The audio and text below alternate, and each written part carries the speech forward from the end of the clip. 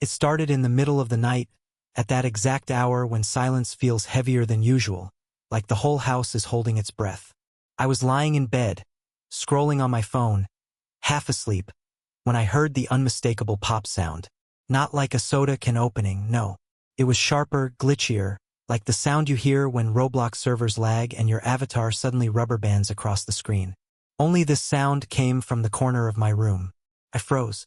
At first I thought maybe it was my computer waking up for an update, the fan buzzing for a second. But then I saw it.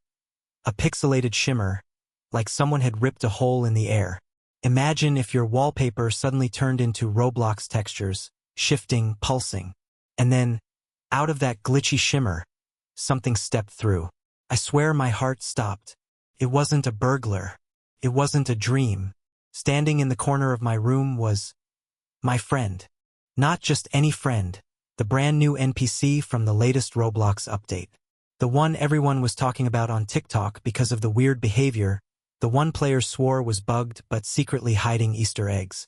He was here, in my actual room. His square head tilted like he was loading animations in real life.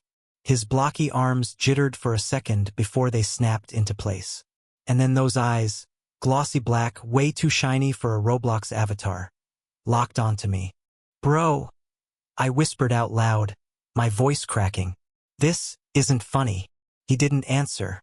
Instead, he glided one step closer. My phone almost slipped from my hand. I felt every hair on my arm stand straight. The first 4 minutes felt endless. He scanned my room, glitchy, jerky, like frames dropping on bad Wi-Fi.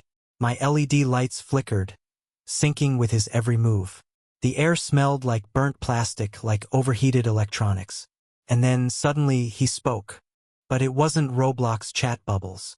It was a distorted, layered voice, half human, half machine. "You shouldn't have clicked join game." I sat up straight in bed. "What the hell are you doing here?" He tilted his head again, and then, this is the part that broke my brain. He reached for my desk chair, sat down awkwardly, his blocky legs didn't even bend right, and said, "Nice setup. Laggy, but nice." I almost laughed. Almost. Because yeah, it was terrifying, but also absurd. My childhood game character, glitching into my room at 3 a.m., complimenting my second-hand gaming PC like some cursed houseguest. That was just the beginning. The longer he stayed, the stranger it got. Every minute turned heavier, more surreal. My monitor turned on by itself, showing Roblox, except not the normal menu. It was my room inside the game. And on the screen, another version of me was sitting on the same bed, staring into a camera that didn't exist. "Dude, are you streaming this?" I asked nervously. He didn't reply. He only pressed one of my keyboard keys, and the version of me on screen blinked. At the exact same time I blinked, perfectly in sync. I felt sick. He leaned in, blocky face inches from mine, and whispered, "Updates never stay in the game. They spread." From that moment, things spiraled. Lights in the hallway flickered. I heard footsteps upstairs, even though I live alone. My phone buzzed with Roblox notifications, dozens at once. Friend request accepted. Friend request accepted.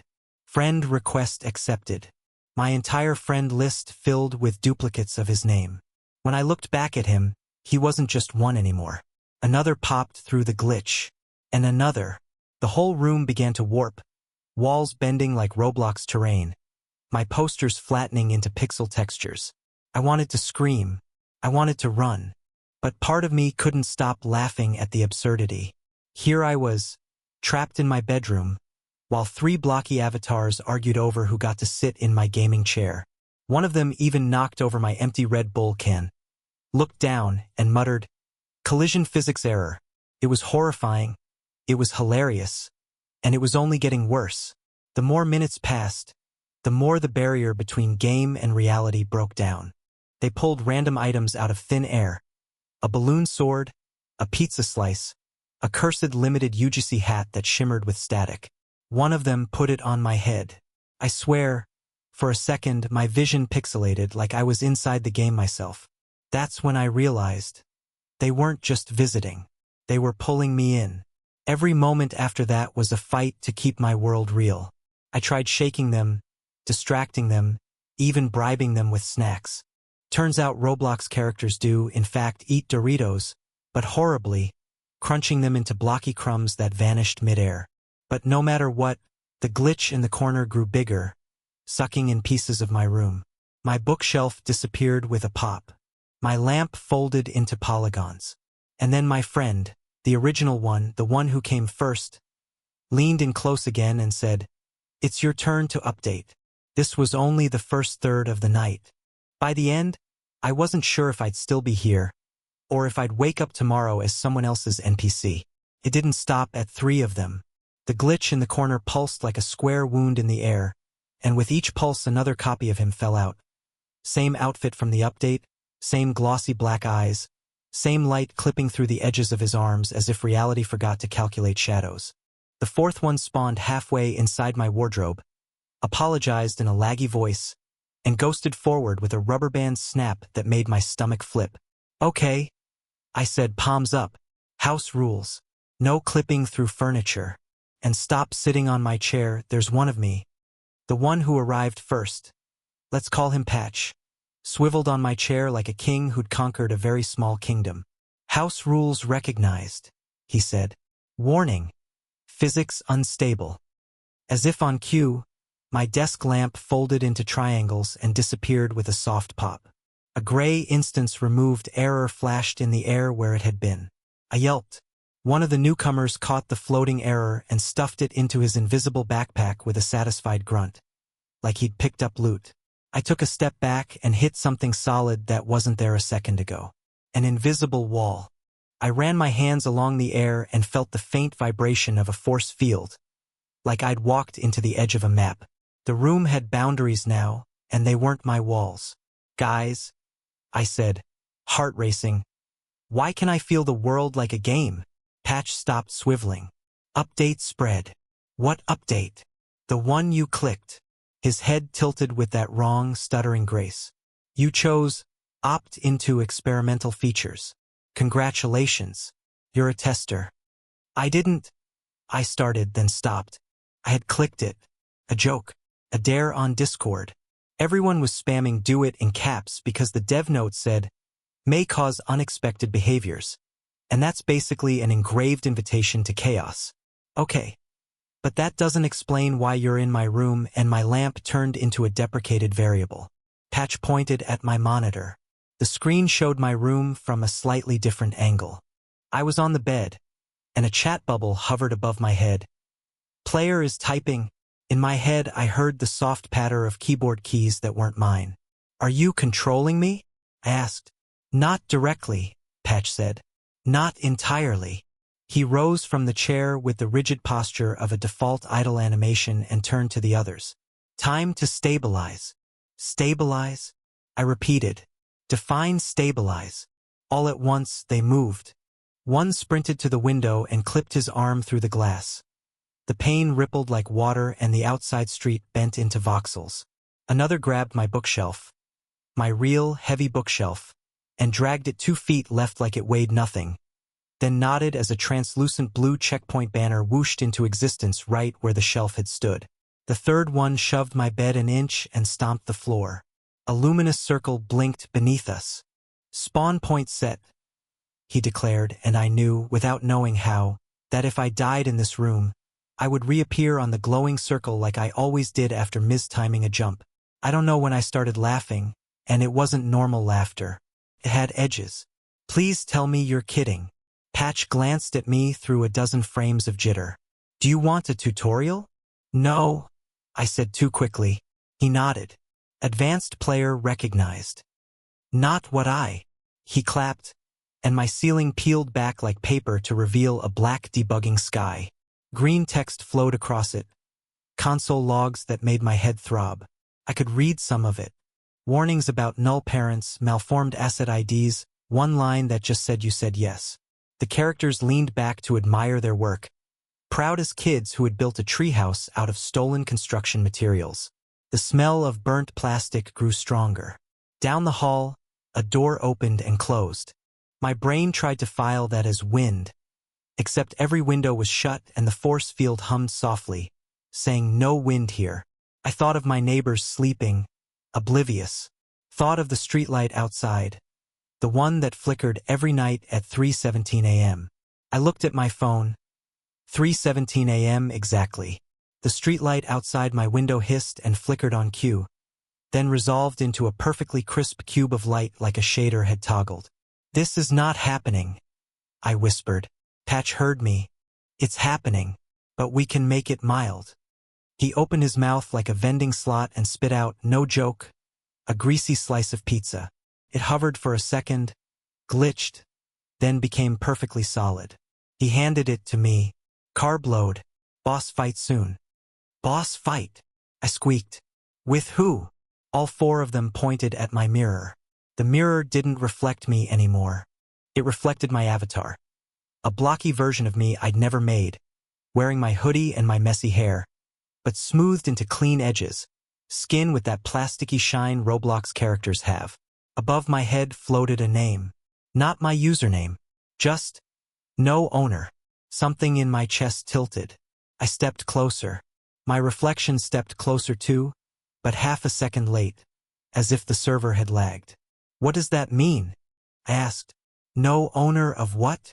Patch stared at my reflection and didn't answer right away.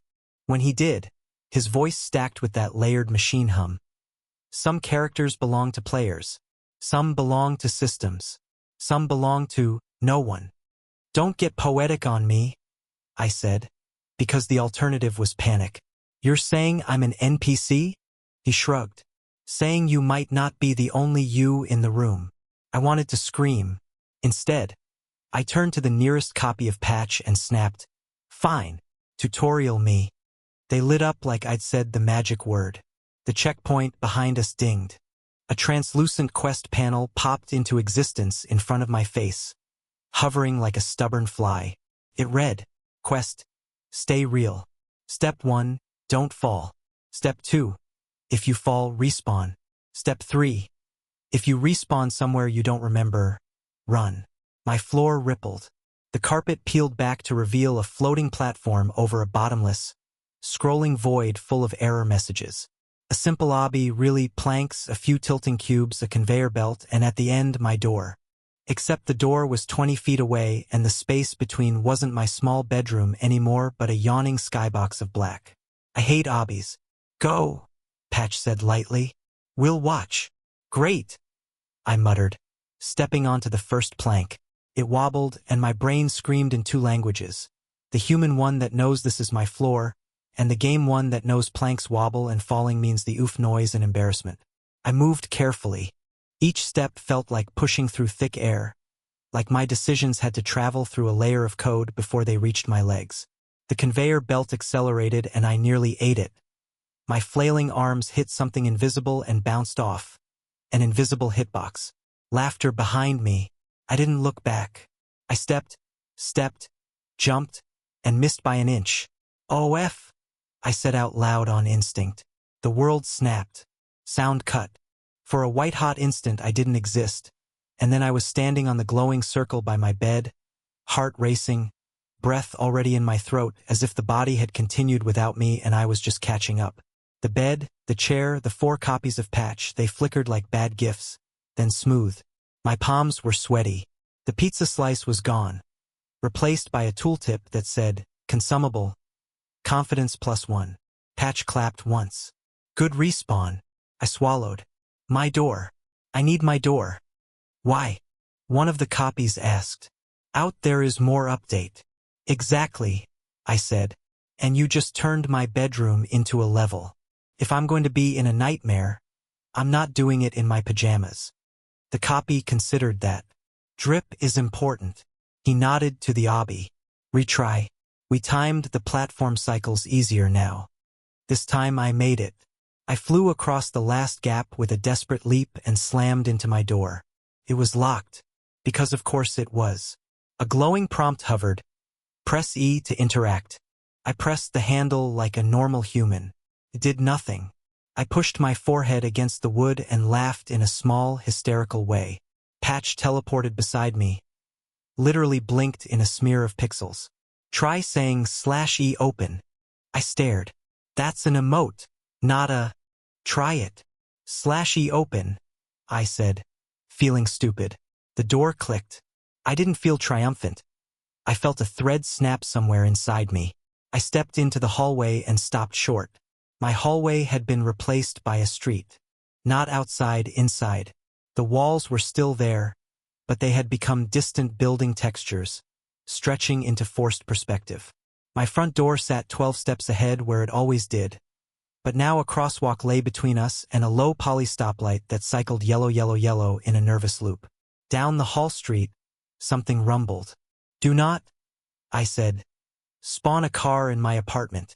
Patch held up his blocky hands. That would be irresponsible. The rumble grew. A small, red go-kart rolled into view, steering itself with that jittery AI confidence that says, everything will be fine. Trust me. It bumped against the wall, corrected, then idled by my shoe rack, engine purring like a cheap speaker. A second go-kart spawned inside the first and they both jittered. Then the second popped out with a soft boink and parked too. Two more followed, then a shopping cart for some reason. Stop, I begged. Please. The neighbors. A chat bubble popped in the air. Neighbor_02. Keep it down. It's 3 a.m. Then another. System. Sound occlusion failed. Please. I repeated softer. Patch looked at me, and for the first time his eyes didn't look like glossy marbles. They looked complicated. We can dial it down, but the install continues whether we make noise or not. What install? Your patch. A chill walked up my spine. My what? You opted in, he said gently. I opted into a game feature, not reality breaking. My voice cracked on the last word. I opted because I thought maybe they'd fix the cursed UGC hat that crashes your inventory if you put it on a friend's dog. I opted because I thought it would be funny. It is funny, said one of the other patches, deadpan. Dog wearing hat. Ah. I almost smiled. Then the stoplight glitched through red, green, blue in a rapid cycle and flooded the hall with color. I saw, in the warped reflection of my coat closet, that the name above my head had updated. Not no owner anymore. Now it read, pending. What does pending mean? I whispered. Patch didn't answer. He looked to the others and made a series of quick, subtle gestures, emote language, the kind you learn after too many hours in lobbies. The others nodded and fanned out. One stepped into my kitchen, which now floated as a small island tethered to the hall street by a single plank. He opened my fridge and stared inside like a tourist at a museum. Items, he breathed, awed. All consumables. No cooldowns. Please don't nerf my yogurt, I said weakly. He lifted a jar of pickles. It relative scaled to half size and turned neon for a split second, then returned to normal. He put it back carefully, like he'd touched a sacred relic. Look, Patch said softly, drawing me back to the door. He pointed through the peephole. Peered.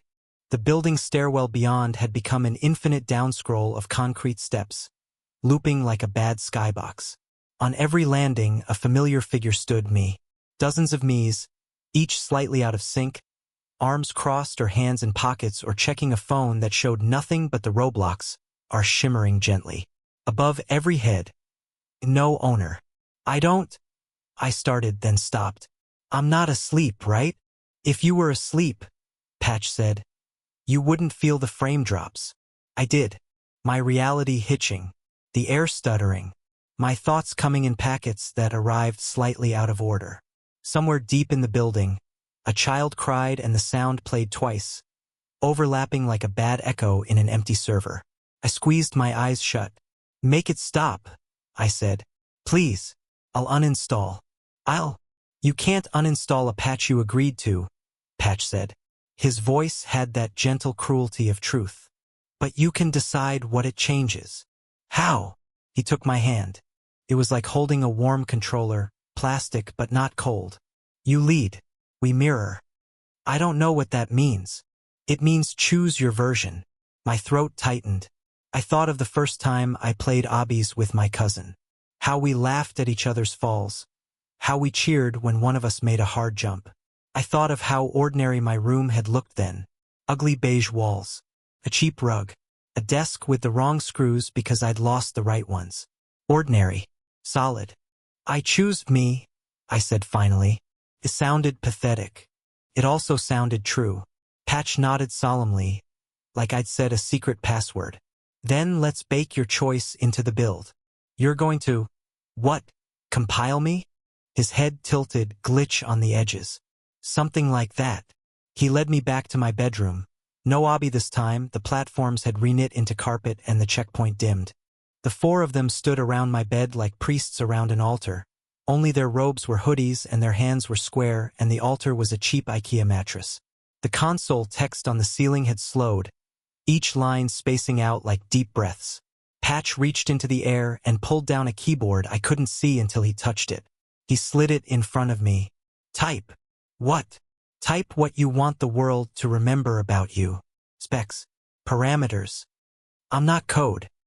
Everything is code, one of the copies said, and while I would usually roll my eyes at that, my lamp had turned into polygons an hour ago and my door opened with a chat command. So who was I to argue? I stared at the empty space. I stared back. I typed. I like my coffee too sweet. I get mad when people don't text back. I scream when I drop my phone. I wear the same hoodie 3 days in a row sometimes. I forget to water my plants but talk to them like they're pets. I'm worried I'm average. I'm worried I'm fake. I'm worried I'm a character in someone else's game. I hit enter. The ceiling glowed. The console text curled around my words and swallowed them. The air smelled briefly like rain on hot pavement, then like new plastic, then like nothing. The name above my head flickered. Pending. Became player? And then, briefly, player before settling to a blank. Patch smiled, and for a second it was human. Nice build. The house sighed. The hall street collapsed quietly into a hall again. The go-karts poofed. The distant crying stopped. My door became a door. The checkpoint faded like a bruise healing. The mirror showed me. Real me. Chapped lips and sleep hair and the tiny white line on my chin from when I fell off my bike when I was 12. No floating name. I started crying. Not loud. Not dramatic. Just tears, the kind you don't notice until your cheeks are wet. Patch handed me a napkin that had the Roblox R embossed on it. I barked a laugh through my tears. So, we're done? I asked, dabbing my face. The update goes away? Patch shook his head. It integrates. It's quieter now because you chose. But it's here. We're here. We. I repeated, wary. He gestured to the corner. The glitch remained. Smaller, tidier, like a framed window into another place. Through it, I saw a lobby, bright, familiar, where kids ran around in circles, spamming emotes, and someone in a banana costume chased a man with an axe who clearly had to log off 20 minutes ago but couldn't resist one more round. It looked stupid and safe and infinite. You can visit, Patch said. We can visit. Crossbleed will be minimal if you stick to the rules. What rules? He held up a finger. No vehicles in the hallway. Fair. Don't wear limited UGC items on pets. That's oddly specific. He looked pointedly at me. You know what you did. I winced. Okay, what else? Treat items like they matter even if they don't. If you change something, change it on purpose. And... He paused, and the pause hummed with a low, electrical seriousness. Don't ignore the boss fight. You said that earlier, I said. What boss? Patch pointed at my monitor. The game showed my room again. My bed. My chair. My desk. Me. But now there was someone else in the corner. Another me, but off like a deep fake with the uncanny turned up. They were smiling with all their teeth. Above their head, admin. Who is that? I whispered. Someone who thinks you're a story, Patch said. Someone who wants to write your ending. How do I started. But the figure in the monitor turned and looked straight at me, and my mouth dried up like I'd swallowed dust. They raised a hand slowly and typed something on an invisible keyboard. A command appeared in the air above my desk, crimson letters that beat like a pulse. Bring player. My body lurched. I grabbed the edge of my bed and the bed grabbed back. My hand sank an inch and the mattress yelped in a soft boing. The room, which had been settling into itself, snapped taut again like a wire pulled too tight. Patch moved. He was a blur for once, not jittery but precise, intercepting the command with a flick of his wrist. The red letters shattered into harmless, falling symbols and tinkled onto the carpet like candy wrappers that melted before they hit the floor. "Admin privileges denied," he said pleasantly. "How?" I gasped. "Firewall," one of the copies said, proud. "We wrote it with your specs. You're hard to move." The figure in the monitor tilted their head. They typed again. "Invis player." I looked down and my hands went transparent to the wrist. "No," I said, and surprised myself with the force of it. I clenched my fingers hard enough that my knuckles cracked. My hands snapped back into solidity. "No." I stepped toward the monitor. Patch grabbed my arm but lightly, like he knew he couldn't stop me, just wanted to be there if I fell. The fake me on the screen watched, smiling wider, and I saw what was wrong. Their eyes were too perfect. No red veins, no gloss, no tiny mites of sleep grit at the corners. Rubber eyes, glossy and empty.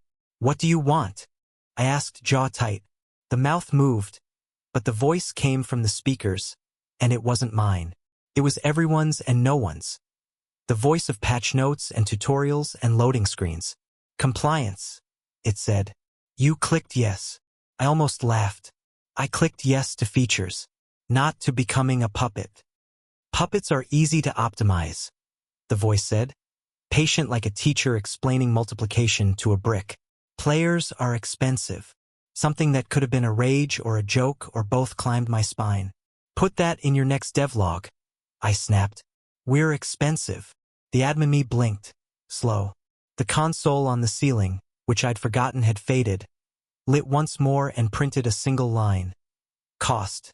Acceptable." "I hate you," I said, and I meant it. Not like you hate a person. Like you hate a system. Like you hate an algorithm that decides for you then calls it your choice.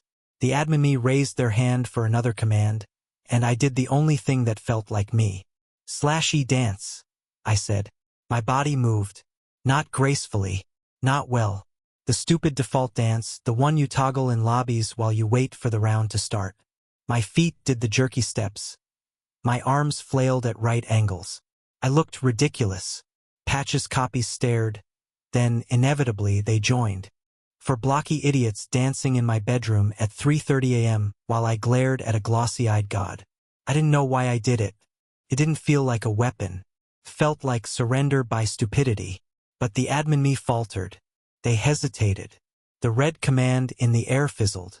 The monitor flickered, not off but wrong. And when it came back, the room it showed wasn't mine anymore. It was a blank lobby. The admin stood alone. No doors, no props. Just a horizon and the sound of wind. "Explain," the voice said, and there was something like confusion in it. Patch laughed. It was the first natural laugh I'd heard from him. A clear, delighted sound, and something in the room warmed. "You can't push a puppet mid-emote," he said. "TOS says so." "Terms," one of the copies agreed solemnly. I was still dancing, breathless now, cheeks hot. "Are you telling me I just TOS'd the admin?" "Maybe for 10 seconds, Patch said. "Maybe for a minute if you floss."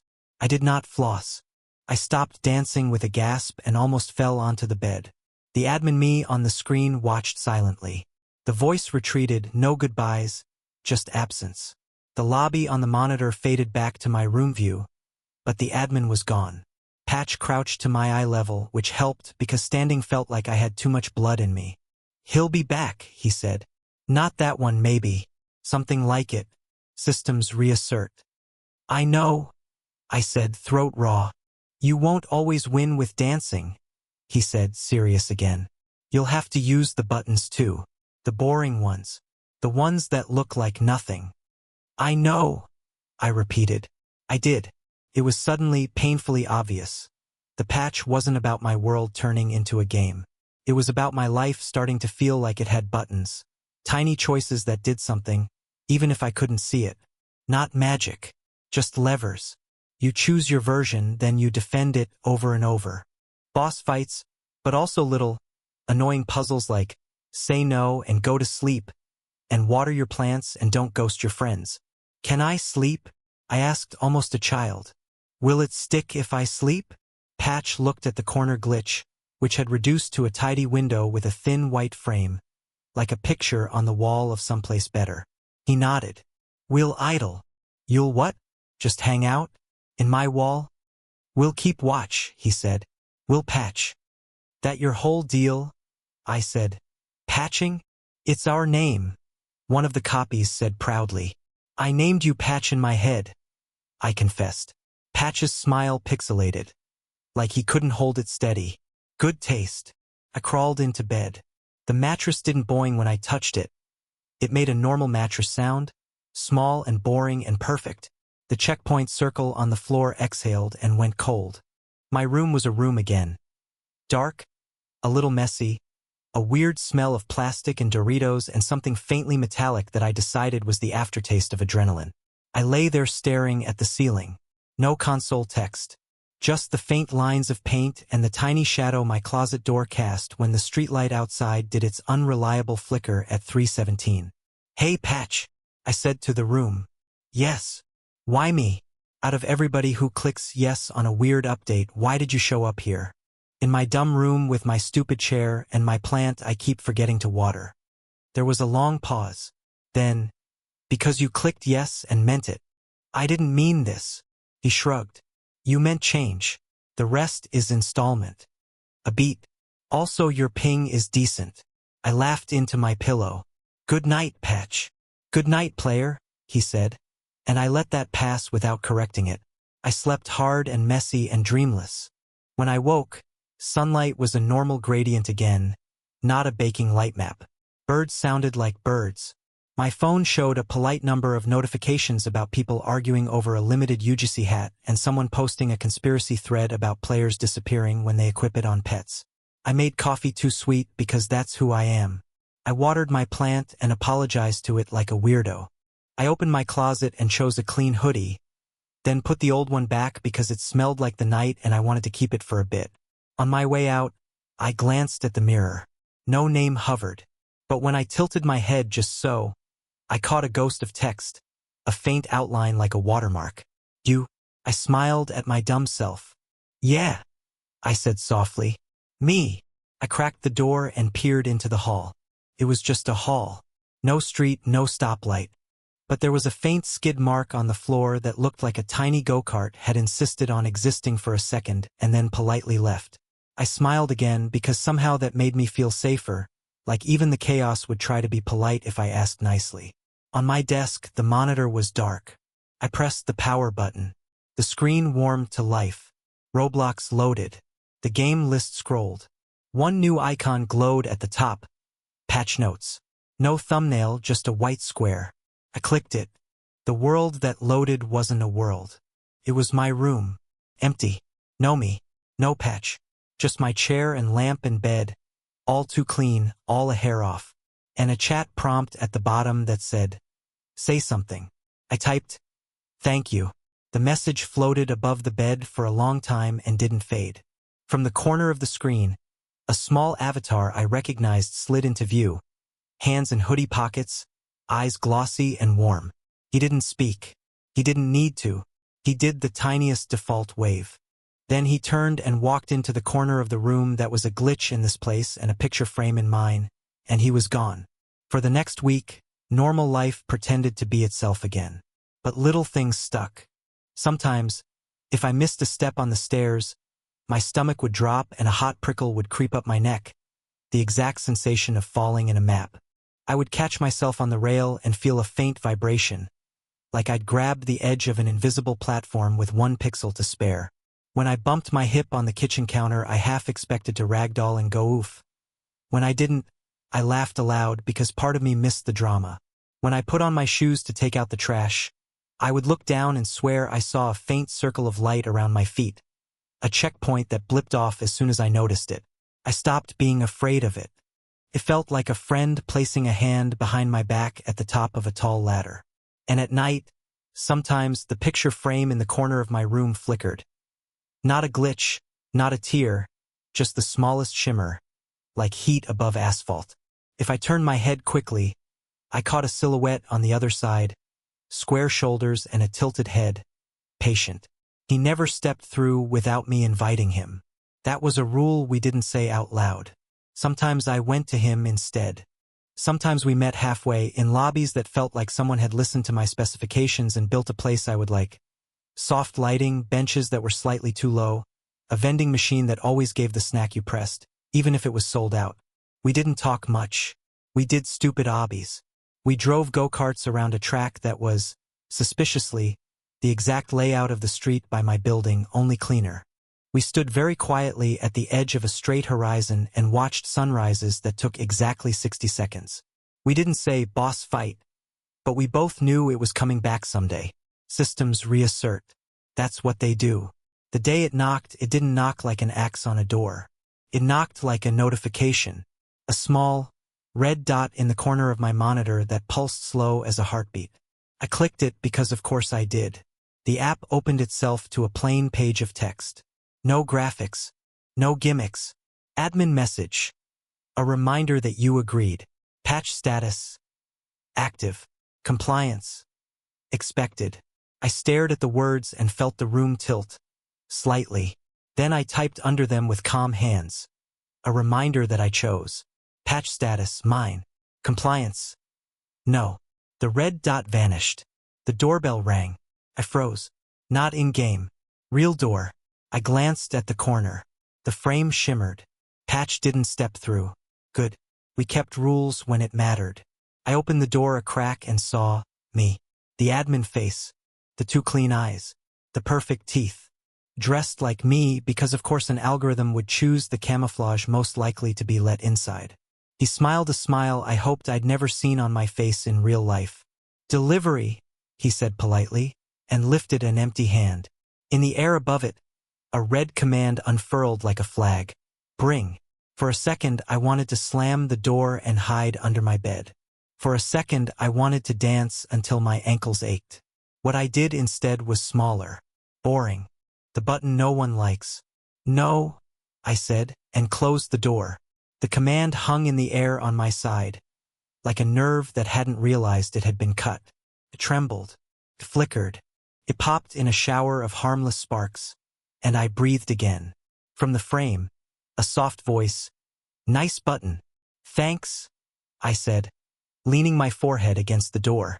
"Does it get harder?" "Yes," Patch said. "But you get better." I didn't move for a while. My heart beat too fast. The door felt warm under my skin in a way doors do when your body is still arguing with itself about fight or flight. I watched my breath fog the peephole for a second like the smallest storm and then fade. When I finally stepped back, the picture frame in the corner hummed like a computer that had decided to whisper. A chat bubble appeared above it, floating near my ceiling, almost shy. "Patch. Party later?" I smiled. I typed into the air like it was the most obvious thing in the world. Yes. That night, we drove go-karts on a map that looked suspiciously like my rooftop, down to the way the tar bubbled in summer and the pigeon who thinks he owns the south corner. We set a checkpoint by the vent and I didn't mind. We ate pixel pizza and real Doritos and I laughed until my stomach hurt when he said, "Nerf yogurt." We didn't talk about bosses. We didn't talk about admins. We didn't talk about terms. We wrote our own patch notes in dumb, small ways /e-wave, /e-sit, /e-live. When I went back to bed, I lay staring at the ceiling again, but not like a trapped thing. More like someone waiting for a loading bar that never needs to finish to be useful. I rolled onto my side and watched the frame slow its hum, then settle to stillness, and in the dark it looked like a window onto nothing at all, which felt safe. I closed my eyes. In the morning, my plant looked better. I'm not saying it was the patch. I'm saying watering it helps. I made coffee too sweet and spilled a little and said, "Oof," out loud and stared at my hands as if expecting them to go transparent. They didn't. My phone buzzed with 3 messages from friends who wanted to hang later, and one from a stranger asking if I'd sell a limited UGC hat that had come back into my inventory overnight. Description bugged to say, Do not equip on pets. I texted back, LOL no, and meant it kindly. Some items you keep because they remind you of a night you almost lost your name and learned how to press the boring buttons. Around noon, a notification slipped onto my monitor like a leaf landing on water. Patch notes updated. I clicked. There was one line. Players are expensive. Worth it. I laughed so hard I had to sit down. The plant rustled like it agreed. The frame in the corner I didn't need to look at to know it was there. Sometimes you don't have to check your inventory to trust what you've got. Sometimes you learn the level by heart not because the devs told you to, but because you've fallen off enough times to understand the shape of your own edges. There will be other updates. That's what games do. That's what life does. Maybe the admin will try a new angle with a better skin and a nicer smile. Maybe the next boss fight won't have a funny exploit. Maybe I'll forget to press /E sleep and everything will feel ragged for a while. Maybe I'll pour too much sugar again and my hands will shake and I'll think, I'm a character in someone's game, and then I'll remember I chose, and I'll pick the boring button and the funny one and the brave one in some order I don't know until I press them. For now, my room is a room.